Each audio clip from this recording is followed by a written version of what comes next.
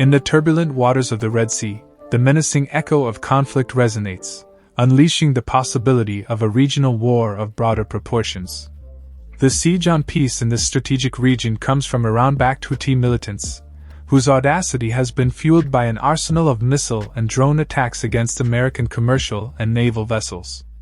As tensions escalate, the world watches with growing concern, asking crucial questions about the outcome of this confrontation. At the epicenter of this crisis, Iran has masterfully deployed its strategies, using the Houthis as pawns on a geopolitical chessboard.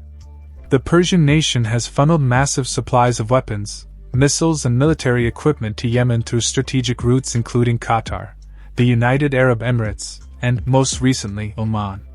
This supply network has not only fueled the ongoing conflict, but has also cemented a crucial link for Iranian policies in the Middle East. Iran's skillfully woven violent actions have turned the Houthis into an indirect strike force against their main rivals, Israel and the United States. Attacking American and British naval installations in the Red Sea with anti-ship ballistic and cruise missiles, the Houthis have unleashed a spiral of violence that threatens to plunge the region into a storm of uncertainty. However, the scope of the crisis goes beyond military confrontations.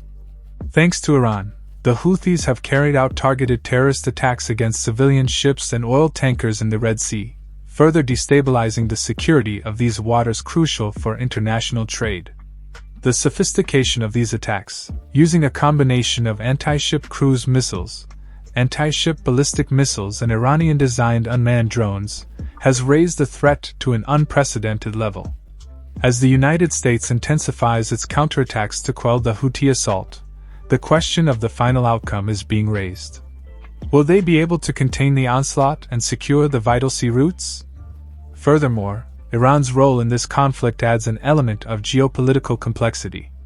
How will Iranian involvement influence the balance of power in the Middle East? These momentous issues become increasingly relevant as the ripples of conflict threaten to consume the region in a maelstrom of uncertainty and unforeseeable consequences. Amid growing instability in the region, the United States and the United Kingdom orchestrated a joint response to the danger latent in the Red Sea. In an act of self-defense, coalition forces launched a strategic attack aimed at disrupting Iran's supply lines to the Houthis, who had unleashed a series of threats and attacks in the area. The magnitude of this offensive was monumental, with the U.S. Navy leading the charge by declaring that more than 60 targets, spread across 28 locations, were hit in the first wave. The skies over the Red Sea lit up with the immediate response of the Allied forces. F/A-18 fighters from the aircraft carrier USS Eisenhower, accompanied by 3 U.S. destroyers and a British ship, intercepted Houthi missiles and dismantled multiple terrorist targets nearby. In an aerial engagement, the British destroyer HMS Diamond managed to neutralize drones equipped with CIA Viper missiles, thwarting a potential threat to nearby commercial vessels. The final balance, 18 drones and 3 Houthi missiles annihilated. Despite these initial attacks, the Houthis' persistence in threatening commercial vessels prompted a second U.S. Navy offensive and a new assault on Houthi positions in Yemen. Fighter jets and Tomahawk missiles were deployed in a coordinated response, according to U.S. media reports. Meanwhile, tensions in the region were rising, and although Iran did not immediately respond forcefully, authorities in Tehran were facing an internal crisis due to the continued flow of military hardware to the Houthis across the Red Sea. With Iran's weapons supply to the Houthis dwindling, the United States conducted a third phase of operations, destroying 4 anti-ship missile systems. Officials in Washington argued that this measure was essential to prevent future attacks against U.S. naval forces in the Red Sea, marking the first time that the United States destroyed Houthi ballistic missiles in such an operation. In a subsequent escalation of violence, the Houthis responded with a terrorist attack against the Greek bulk carrier Zographia. This attempted attack occurred shortly after the U.S. military announced the confiscation of weapons supplied by Iran to the Houthis, during an operation prior to the attack on the ship. The United States had intercepted a ship carrying Iranian weapons destined for the Houthis, further exacerbating tensions in the already volatile Red Sea region. In a surprising turn, the Houthis took the initiative by launching an attack against the Zographia ship, which was en route from Vietnam to Israel. This incident marked a change in the tactics of the group, which until then had been mainly reactive. Despite reports from U.S. officials indicating relatively minimal damage to the Greek-owned, Maltese-registered ship, Houthi military spokesman Yahya Sarria claimed that the Zographia had been directly hit by naval missiles. These statements undoubtedly sought to give a more serious appearance to the extent of Houthi actions. With 24 crew members on board and the ship empty, fortunately, no injuries were reported after the attack.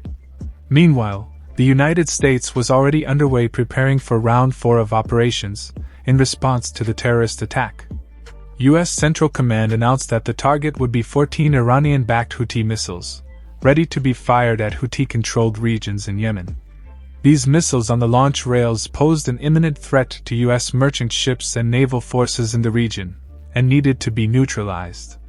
In an act of efficient response, the Fourth American Strike managed to destroy all of these missiles, thus eliminating a potential threat. With Iran's ammunition supply to the Houthis dwindling, Tehran's logistics networks faced obstacles, and the flow of weapons to Yemen was compromised. The U.S. Navy's continued presence in the Red Sea appeared to have closed Iran's main supply channel to the Houthis, weakening their ability to maintain their military momentum. Despite these difficulties, the Houthis persisted in launching suicide attacks in the Red Sea with their remaining weapons. While President Joe Biden admitted that U.S. and British bombing had not completely stopped militant attacks, U.S. forces did not back down. In their fifth attack, they directed their efforts against the Iranian-backed Houthi terrorist camps in Yemen, in an attempt to further weaken their offensive capabilities.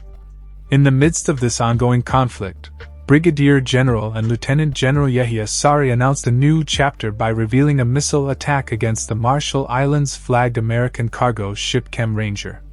Although, according to the U.S. Central Command, the ship was not damaged and continued its journey, this new episode underlined the persistence of the Houthis and the complexity of the situation in the region. In response to the growing threat and continued intimidation that ships faced in the Red Sea, the United States and its international allies joined together in an unprecedented initiative, Operation Wellbeing Guardian. The central objective of this operation was to erect a protective shield around the vessels, intercepting any missile or drone that dared to approach. This strategy led U.S. and British forces to take decisive action, dismantling missile sites, neutralizing radars and disabling air defense systems, leaving the Houthis without the ability to launch attacks. The effectiveness of these measures had a direct impact on the military supplies that Iran provided to the Houthis. The United States, in an attempt to cut this lifeline, carried out Round 6 of attacks. The clear objective: to prevent the terrorist group from perpetuating threatening operations in the Red Sea. In a period of 10 days, the North American nation declared for the sixth time that it had destroyed Houthi missiles in Yemen, ready to attack commercial and military ships in the region. F/A-18 fighter jets from the aircraft carrier USS Dwight D. Eisenhower launched against the Houthis during this new phase, intercepting anti-ship missile launchers in one act. The culmination of these events took place just 1 day after the Iranian-backed terrorist group launched 2 anti-ship ballistic missiles at a U.S. ship. The western city of Jeddah experienced airstrikes verified by the Houthi satellite news channel Al Masirah, targeting the Al Hana district. From the White House, National Security Council spokesman John Kirby highlighted the increase in preemptive strikes against Houthi targets. The administration made clear that retaliatory attacks would continue in response to provocations. With each new offensive, the escalation of missile attacks raised the risk of a major conflict in the Middle East, generating palpable tension in the region.